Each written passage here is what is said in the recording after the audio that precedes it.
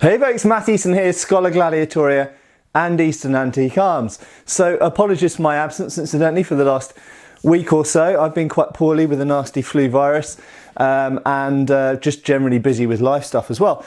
Now, I've spoken a lot on this channel about British military swords and I've spoken a little bit about other nationality military swords from the 19th century, but a nationality of swords that I haven't spoken about very much are Italian swords. Now, this is only going to be a very brief introduction to one aspect of a particular breed, shall we say, or species of Italian military sword, largely because it's quite difficult for me to talk at the moment without coughing all over the camera. So, we're going to start off with the Italian 1871 pattern.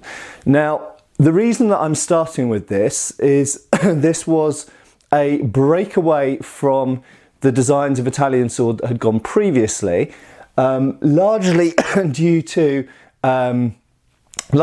input from a Captain Del Frate, and he essentially pioneered, him and perhaps a few other people, perhaps there were some other points of impact as input as well, but the primary kind of credited person with the new design was Del Frate. Now, any of you who've read Sir Richard Francis Burton's book in English on a new system of sword exercise, he has an appendix at the end talking about hilt designs, and he refers to this hilt and he shows the hilt that went before, which was the 1860 pattern, which has the same kind of guard as this but a very different type of grip.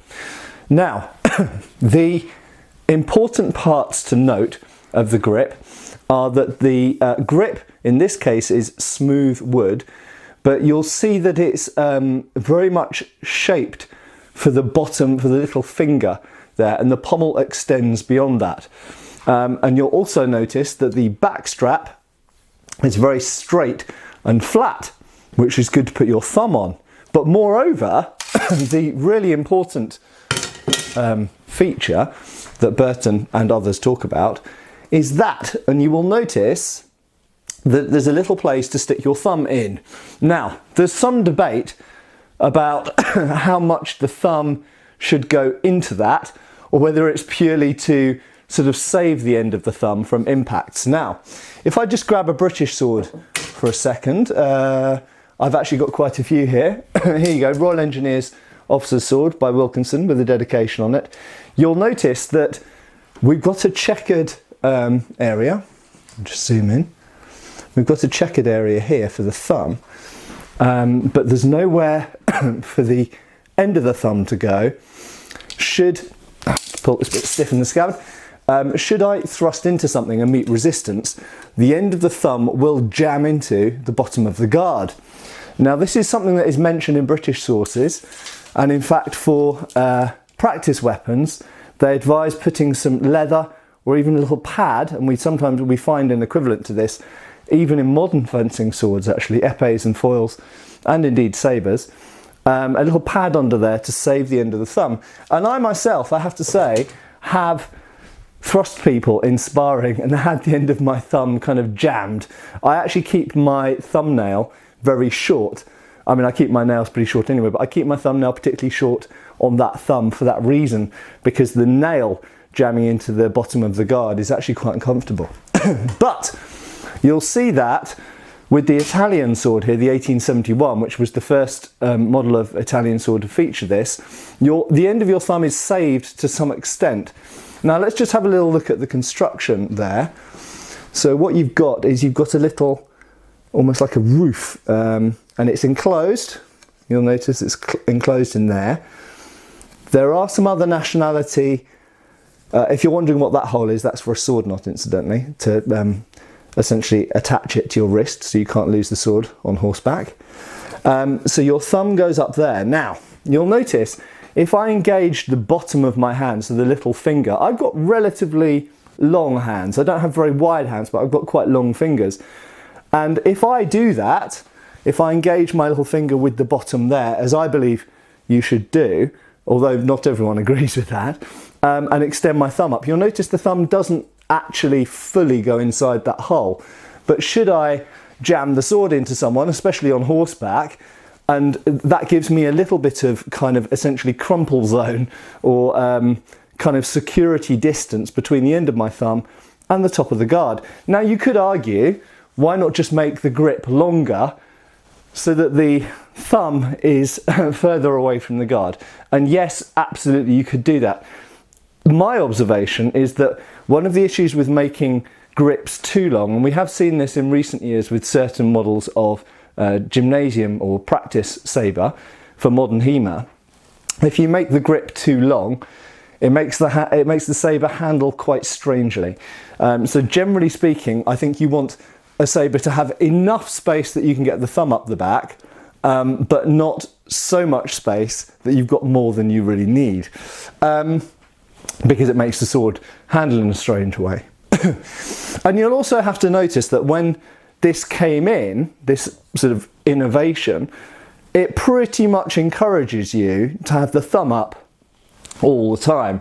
And in 19th century sources, they differ in opinion on whether you should have the thumb up all the time or some of the time.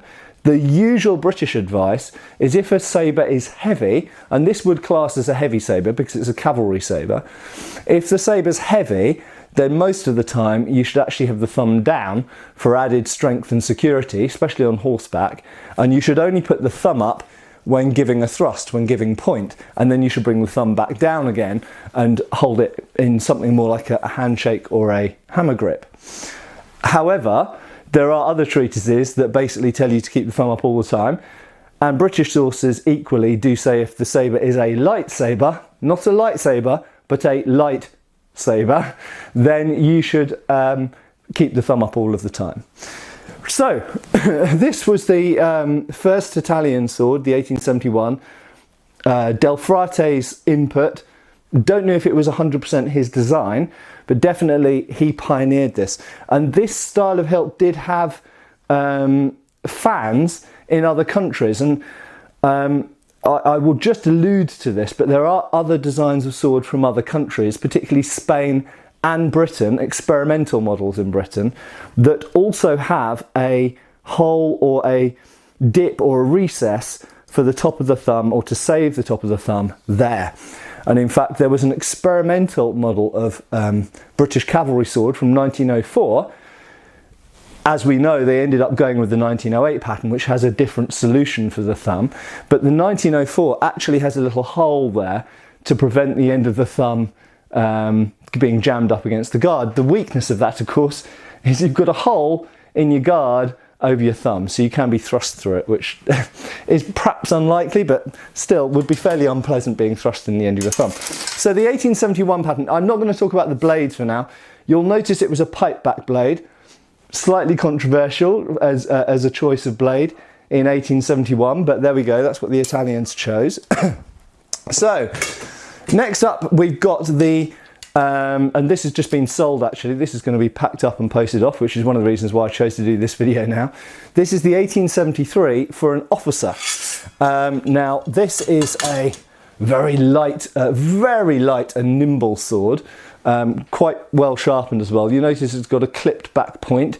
You'll also notice it is fullered, not pipe back. Officers had a few different options. They could have a pipe back blade, but they very often went for a fullered blade.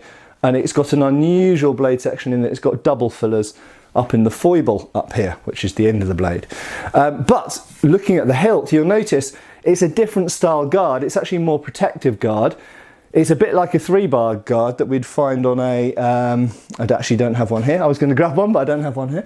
A bit like a 3-bar guard you might find on a British or French sword, but it's in flat sheet steel instead.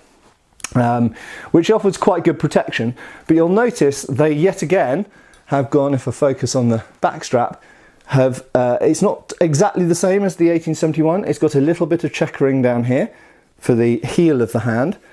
It's got a flat checkered section up there, which is just the same as we find later on British swords, and then it's got a recess for the thumb up there, which is closed. Let's get it to focus on there again. It is closed in there with an extra little plate.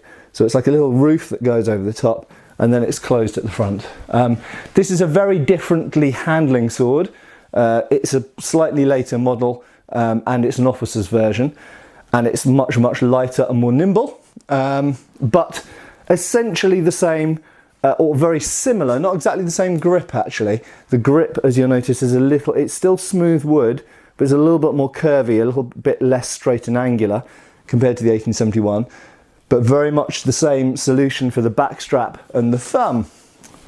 And just to finish off, a related sword, I believe this is also a 73, but it's it could be later, could be 1880s. I'm not an Italian sword expert, but you'll notice again, we've got again a slightly different grip shape. It's a bit more swollen here, but similar pommel to the 71, and a slightly different backstrap. Checkered up here, checkered here, but again very flat and angular and straight here for the thumb to sit on, and pipe back blade again. And you'll notice that the solution for the thumb is basically exactly the same as the 1871 pattern. So there we go. I'm not going to waffle on anymore. I've done quite enough already, but you'll see if I just hold them all up together. The 1871, this was the first one. You'll see that there is a continuity of design that goes through, in fact, right the way through to the First World War with Italian swords, of having a very straight backstrap, or at least straight where the thumb goes, checkered where the thumb goes, and then this kind of roof, as it were, for the thumb to, if not sit in, then for the end of the thumb to at least have a kind of a zone where it can, the shock can be absorbed by the thumb moving a little bit into it there. And you'll see the continuity of design of those Italian swords. So I may talk in the future a little bit more about Italian swords, but they are very, very distinctive. They share some features with some other nationality swords. We could say that the guards, at least the 3-bar type guards, maybe have some parallels with British and French swords. The back straps probably partly inspired the later British 1895 backstrap, and the blades, very often they went to pipe back blades after about 1871, and that's similar to Germany and Switzerland, and to a lesser degree Austria as well. So pipe back blades, when we're talking about British swords, we always point out that pipe back blades were popular in the late Napoleonic period and through to the 1840s, and then they fell out of favour. But bizarrely, in Italy, certainly northern Italy, Switzerland and some of Germany, Prussia, pipe back blades actually got popular after the middle of the 19th century, quite bizarrely. So quite contrasting to the story of British sword blades. Anyway, I hope that's been somewhat useful and interesting. Italian swords, if you want to see better pictures of these, incidentally, look at the link below for Eastern Antique Arms and you can see some high-res photos. One of these swords isn't listed there yet, but it will be soon.